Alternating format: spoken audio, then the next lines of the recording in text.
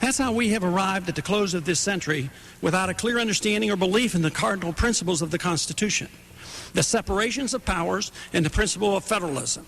Instead, we are rushing toward a powerful executive, centralized control, and in Congress greatly diminished in importance. Executive orders, agency regulations, federal court rulings, and unratified international agreements direct government, economy, and foreign policy. Congress has truly been reduced in status and importance over the past 100 years. And when the people's voices are heard, it's done indirectly through polling, allowing our leaders to decide how far they can go without stirring up the people. But this is opposite to what the Constitution was supposed to do. It was meant to protect the rights of the minority from the dictates of the majority. The majority vote of the powerful and influential was never meant to rule the people. We may not have a king telling us which trees we can cut down today, but we do have a government bureaucracy and a pervasive threat of litigation by radical environmentalists who keeps us from cutting our own trees, digging a drainage ditch, or filling a puddle, all at the expense of private property ownership. The key element in a free society is that individuals should wield control of their lives, receiving the benefits and suffering the consequences of all their acts. Once the individual becomes a pawn of the state, whether a monarch or a majority rules the state, a free society can no longer endure. We are dangerously close to that happening in America, even in the midst of plenty and with the appearance of contentment. If individual liberty is carelessly snuffed out, the creative energy needed for productive pursuits will dissipate.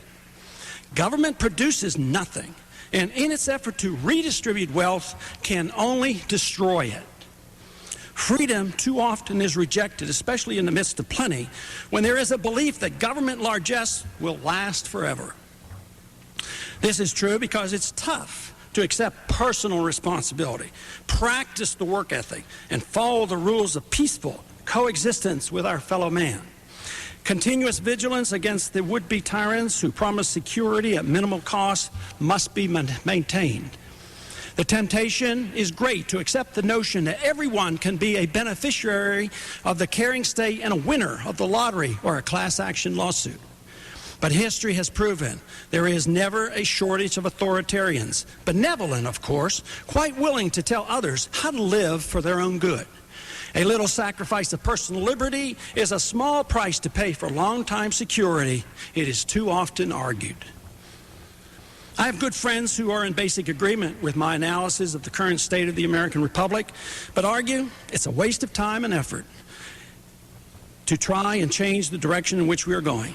No one will listen, they argue, and besides, the development of a strong, centralized, authoritarian government is too far along to reverse the trends of the 20th century. Why waste time in Congress when so few people care about liberty, they ask. The masses, they point out, are interested only in being taken care of, and the elite want to keep receiving the special benefits allotted to them through special interest legislation. I understand the odds, and I am not naive enough to believe the effort to preserve liberty is a cakewalk, and I am very much aware of my own limitations in achieving this goal. But ideas based on sound and moral principles do have consequences, and powerful ideas can make major consequences beyond our wildest dreams. Our founders clearly understood this, and they knew they would be successful, even against the overwhelming odds they faced. They described this steady confidence they shared with each other when hopes were dim as divine providence. Good ideas can have good results, and we must remember bad ideas can have bad results. It is crucial to understand that vague and confusing idealism produces mediocre results, especially when it's up against a determined effort to promote an authoritarian system that is sold to the people as conciliatory and non-confrontation, a compromise, they say, between the two extremes. But it must be remembered that no matter how it's portrayed, when big government systematically and steadily undermines individual rights and economic liberty, it's still powerful but negative idea, and it will not fade away easily. Ideas of liberty are a great threat to those who enjoy planning the economy and running other people's lives. The good news is that our numbers are growing. More Americans than ever before are very much aware of what's going on in Washington and how, on a daily basis, their liberties are being undermined. There are more intellectual think tanks than ever before promoting the market economy, private property ownership, and personal liberty. The large majority of Americans are sick and tired of being overtaxed and despise the income tax and the inheritance tax. The majority of Americans know government programs fail to achieve their goals and waste huge sums of money. A smoldering resentment against the unfairness of government efforts to force equality on us can inspire violence. But instead, it should be used to encourage an honest system of equal justice based on individual, not collective rights. Sentiment is moving in the direction of challenging the status quo of the welfare and international warfare state. The Internet has given hope to millions who have felt their voices were not being heard. And this influence is just beginning. The three major networks and conventional government propaganda no longer controls the information now available to everyone with a computer. The only way the supporters of big government can stop the Internet will be to tax, regulate, and monitor it. And although it is a major undertaking, plans are already being laid to do precisely that. Big government proponents are anxious to make the tax on the Internet an international tax, as advocated by the United Nations. Apply the echelon principle used to monitor all overseas phone calls to the Internet and prevent the development of private encryption that would guarantee privacy on the Internet. These battles have just begun. And if the civil libertarians and free market proponents don't win this fight to keep the Internet free and private, the tools for undermining authoritarian government will be greatly reduced. Victory for liberty will probably elude us for decades. The excuse they will give for controlling the Internet will be to stop pornography, catch drug dealers, monitor child molesters, and do many other so-called good things.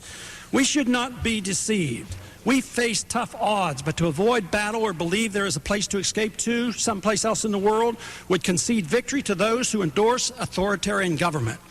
The grand experiment in human liberty must not be abandoned. A renewed hope and understanding of liberty is what we need as we move into the 21st century. A perfectly free society we know cannot be achieved, and the idea of perfect socialism is an oxymoron. Pursuing that goal throughout the 20th century has already caused untold suffering. The clear goal of a free society must be understood and sought, or the vision of the authoritarians will face little resistance and will easily fill the void. There are precise goals Congress should work for, even under today's difficult circumstances.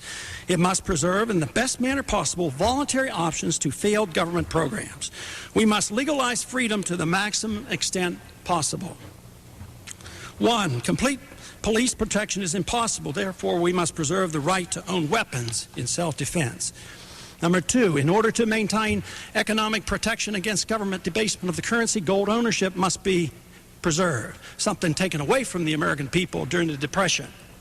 Number 3, adequate retirement protection by the government is limited, if not ultimately impossible. We must allow every citizen the opportunity to control all his or her retirement funds.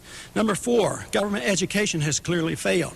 We must guarantee the right of families to homeschool or send their kids to private schools and help them with tax credits. Number 5, government snooping must be stopped. We must work to protect all privacy, especially on the Internet, prevent the national ID card, and stop the development of all government data banks. Number 6, federal police functions are unconstitutional and increasingly abusive. We should disarm all federal bureaucrats and return the police function to local authorities. Number 7, the Army was never meant to be used in local policing activities. We must firmly prohibit our presidents from using the military and local law enforcement operations, which is now being planned for under the guise of fighting terrorism. Number 8, foreign military intervention by our presidents in recent years to police the American empire is a costly failure. Foreign military intervention should not be permitted without explicit congressional approval. Competition in all elections should be guaranteed, and the monopoly powers gained by the two major parties through unfair signature requirements, high fees, and campaign donations controls should be removed. Competitive parties should be allowed in all government-sponsored debate. Number 10, we must do whatever is possible to help instill a spirit of love for freedom and recognize that our liberties depend on responsible individuals, not the group or the collective or society as a whole. The individual is the building block of a free and prosperous social order. The founders knew full well that the concept of liberty was fragile and could easily be undermined. They worried about the dangers that lay ahead. As we move into the new century, it's an appropriate time to rethink the principles upon which a free society rests. Jefferson, concerned about the future, wrote, quote, "Yes, we did produce a near-perfect republic, but will they keep it? Or will they, in the enjoyment of plenty, lose the memory of freedom? Material abundance without character is the path of destruction," close quote. They, that he refers to, are we. And the future is now. Freedom, Jefferson knew, would produce plenty. And with material abundance, it's easy to forget the responsibility the citizens of a free society must assume if freedom and prosperity are to continue. The key element for the Republic's survival for Jefferson was the character of the people, something no set of laws can instill. The question today is not that of abundance, but of character, respect for others, and their liberty and their property. It is the character of the people that determines the proper role for government in a free society. Samuel Adams likewise warned future generations. He referred to, quote, good manners as the vital ingredient to a free society needs to survive. Adams said, quote, "Neither the wisest constitution nor the wisest laws will secure the liberty and happiness of a people whose manners are universally corrupt," close quote. The message is clear. If we lose our love of liberty and our manners become corrupt, character is lost, and so is the republic. But character is determined by free will and personal choice by each of us individually. Character can be restored or cast aside at a whim. The choice is ours alone, and our leaders should show the way. Some who are every bit as concerned as I am about our future and the pervasive corrupt influence in our government in every aspect of our lives offer other solutions. Some say to solve the problem, all we have to do is write more detailed laws dealing with campaign finance reform, ignoring how this might undermine the principles of liberty. Similarly, others argue that what is needed is merely to place tighter restrictions on the lobbyists in order to minimize their influence. But they fail to recognize that this undermines our constitutional right to petition our government for redress of grievances. And there are others with equally good intentions that insist on writing even more laws and regulations punishing nonviolent behavior in order to teach good manners and instill character. But they fail to see that tolerating nonviolent behavior, even when stupid and dangerous to one's own self, is the same as our freedom to express unpopular political and offensive ideas and to promote and practice religion in any way one chooses. Resorting to writing more laws with the intent of instilling character and good manners in the people is anathema to liberty. The love of liberty can come only from within and is dependent on a stable family and a society that seeks the brotherhood of man through voluntary and charitable means. And there are others who believe that government force is legitimate in promoting what they call fair redistribution. The proponents of this course have failed to read history and instead adhere to economic myths. They ignore the evidence that this effort to help their fellow man will inevitably fail. Instead, it will do the opposite and lead to the impoverishment of many. But more importantly, if left unchecked, this approach will destroy liberty by undermining the concept of private property ownership and free markets, the bedrock of economic prosperity. None of these alternatives will work. Character and good manners are not a government problem. They reflect individual attitudes that can only be changed by individuals themselves. Freedom allows virtue and excellence to blossom. When government takes on the role of promoting virtue, illegitimate government force is used, and tyrants quickly appear on the scene to do the job. Virtue and excellence becomes elusive, and we find instead that the government officials become corrupt and freedom is lost. The very ingredient required for promoting virtue, harmony, and the brotherhood of man. Let's hope and pray that our political focus will soon shift toward preserving liberty and individual responsibility and away from authoritarianism. The future of the American Republic depends on it. Let us not forget that the American dream depends on keeping alive the spirit of liberty. Mr. Speaker, I yield back the balance of my time. Gentleman yields back the balance of his time.